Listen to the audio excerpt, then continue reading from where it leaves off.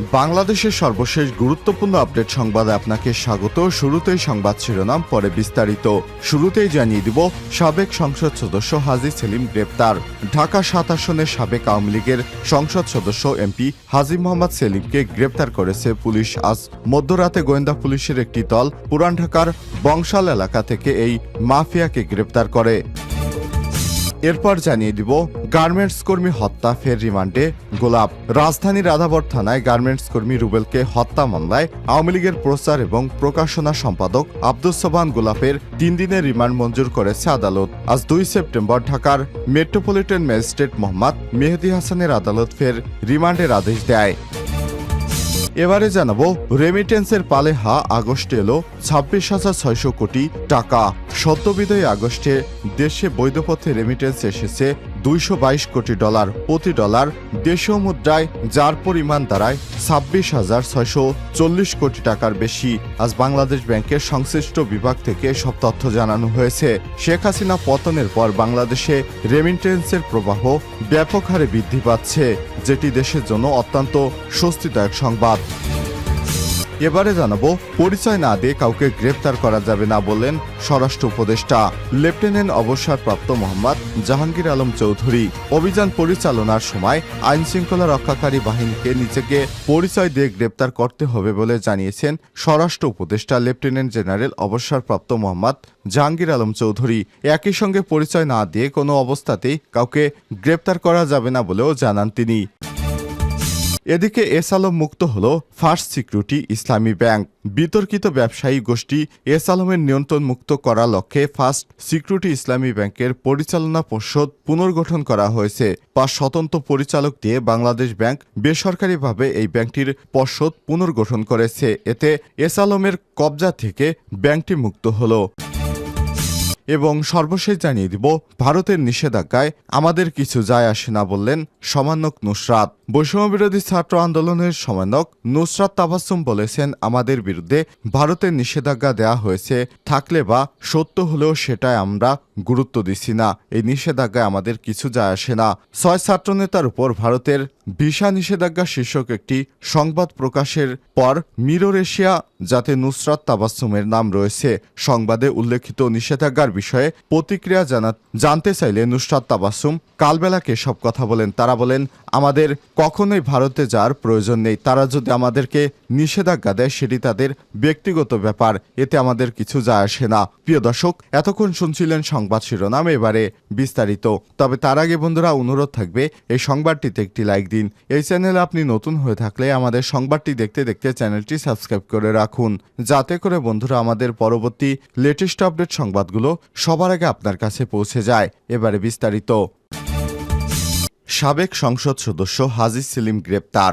ঢাকা ৭ আসনের আওয়ামী লীগের সাবেক সংসদ সদস্য হাজী সেলিমকে গ্রেপ্তার করেছে পুলিশ। রোববার ১ সেপ্টেম্বর মধ্যরাতে গোয়েন্দা পুলিশের একটি দল পুরান ঢাকার বংশাল এলাকা থেকে তাকে গ্রেপ্তার করে। কোটাবিরোধী আন্দোলনের সময় গুলিতে ছাত্র নিহতের একাধিক মামলায় তিনি এজাহারভুক্ত আসামি। গত ৫ আগস্ট আওয়ামী লীগ সরকারের পতনের পর দলটির অন্য নেতাদের মধ্যে হাজী সেলিমও আত্মগোপনে চলে যান।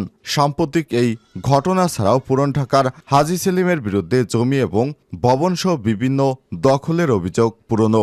ঢাকা মহানগর পুলিশের যুগ্ম কমিশনার গোয়েন্দা উত্তর মোহাম্মদ রবিউল হোসেন ভূঁইয়া জানিয়েছেন, হত্যা মামলায় আসামি হিসেবে হাজী সেলিমকে গ্রেপ্তার করা হয়েছে। তার বিরুদ্ধে একাধিক মামলা রয়েছে। পুরান ঢাকার বহুল আলোচিত হাজী সেলিম অসুস্থ থাকায় গত জানুয়ারির জাতীয় নির্বাচনে ঢাকা ৭ আসন থেকে আওয়ামী লীগের মনোনয়নে এমপি হন তার ছেলে সুলাইমান সেলিম। তার আরেক ছেলে ইরফান সেলিম স্থানীয় ওয়ার্ড কাউন্সিলর। শেখ হাসিনা সরকারের পতনের পর থেকে এই দুই ভাইও পলাতক রয়েছেন। ৫ আগস্টের পর পুরান ঢাকার বিভিন্ন থানায় হওয়া মামলায় তারাও আসামি বলে জানা গেছে।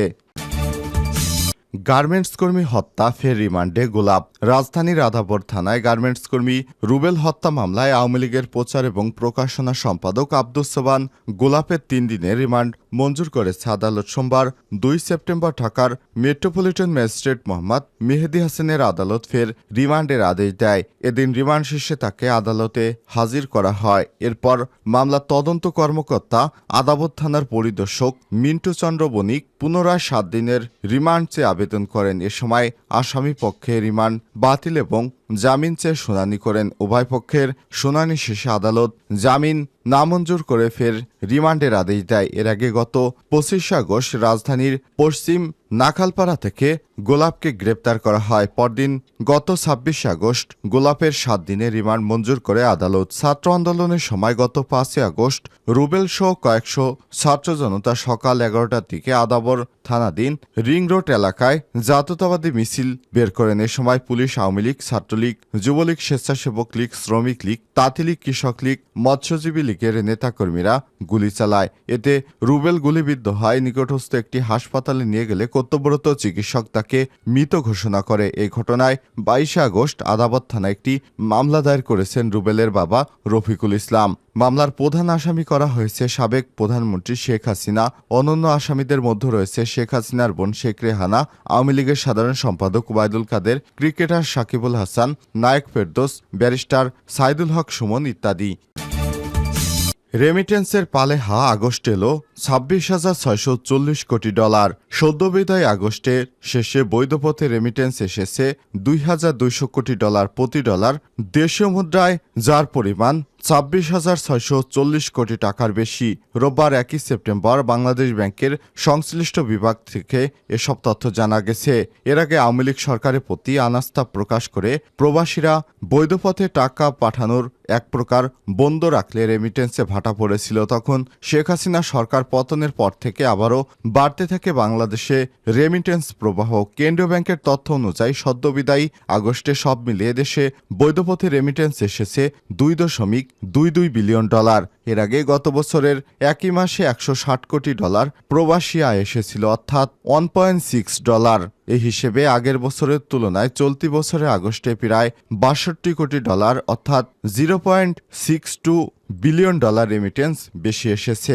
নাম প্রকাশ না করে বাংলাদেশ ব্যাংকের ঊর্ধ্বতন একজন কর্মকর্তা গণমাধ্যমকে জানিয়েছেন, চলতি বছরে এপ্রিল থেকে জুন পর্যন্ত টানা 3 মাসে 2 বিলিয়ন ডলারের বেশি রেমিটেন্স এসেছে।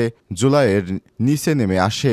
তবে বৈধ পথে রেমিটেন্স পাঠাতে উৎসাহিত হচ্ছেন প্রবাসীরা। তাদের সচেতন করা হচ্ছে, ফলে আগামীতে আরও বেশি পরিমাণে প্রবাসী আয় আসবে বলে প্রত্যাশা ব্যক্ত করেন কেন্দ্রীয় ব্যাংকের এই কর্মকর্তা। উল্লেখ্য, চলতি বছরের জানুয়ারি থেকে 211 কোটি 31 লক্ষ মার্কিন ডলারের বেশি রেমিটেন্স পাঠিয়েছিলেন প্রবাসীরা। পরিচয় না দিয়ে কাউকে গ্রেপ্তার করা যাবে না, স্বরাষ্ট্র উপদেষ্টা অবসরপ্রাপ্ত লেফটেন্যান্ট মোহাম্মদ জাহাঙ্গীর আলম চৌধুরী। অভিযান পরিচালনার সময় আইনশৃঙ্খলা রক্ষাকারী বাহিনীকে নিজেদের পরিচয় দিয়ে তারপর গ্রেপ্তার করতে হবে বলে জানিয়েছেন স্বরাষ্ট্র উপদেষ্টা লেফটেন্যান্ট জেনারেল জাহাঙ্গীর আলম চৌধুরী। একই সঙ্গে পরিচয় না দিয়ে কোনো অবস্থাতেই কাউকে গ্রেপ্তার করা যাবে না বলেও জানান তিনি।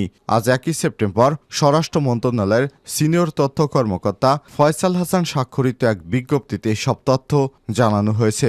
বিজ্ঞপ্তিতে বলা হয়েছে, কোনো অভিযান পরিচালনার সময় আইনশৃঙ্খলা রক্ষাকারী বাহিনীকে নিজেদের পরিচয় দিয়ে গ্রেপ্তার করতে হবে। পরিচয় না দিয়ে কোনো অবস্থাতেই কাউকে গ্রেপ্তার করা যাবে না। এদিকে অস্ত্র, গোলাবারুদ নির্ধারিত সময়ের মধ্যে থানায় জমা না দিলে অবৈধ অস্ত্র সংরক্ষণ হেফাজতকারীদের বিরুদ্ধে অস্ত্র আইনে মামলা হবে বলেও জানিয়েছেন স্বরাষ্ট্র মন্ত্রণালয়। রোববার জননিরাপত্তা বিভাগে রাজনৈতিক 4 শাখার উপসচিব মোহাম্মদ আরিফুজ্জামান স্বাক্ষরিত এক বিজ্ঞপ্তিতে এই সব তথ্য নিশ্চিত করা হয়েছে। বিজ্ঞপ্তিতে জানানো হয়েছে, আগামী 4 সেপ্টেম্বর থেকে স্থগিত করা লাইসেন্সের অধীনে থাকায় জমা না করা আগ্নেয়াস্ত্র এবং গোলাবারুদ, পুলিশসহ বিভিন্ন বাহিনী সংস্থার বেহাত হারানো অস্ত্র, যে কোনো অবৈধ অস্ত্র উদ্ধার যৌথ অভিযান পরিচালনার নিমিত্তে নিম্নোক্ত প্রয়োজনীয় ব্যবস্থা গ্রহণের জন্য নির্দেশক্রমে অনুরোধ করা হলো।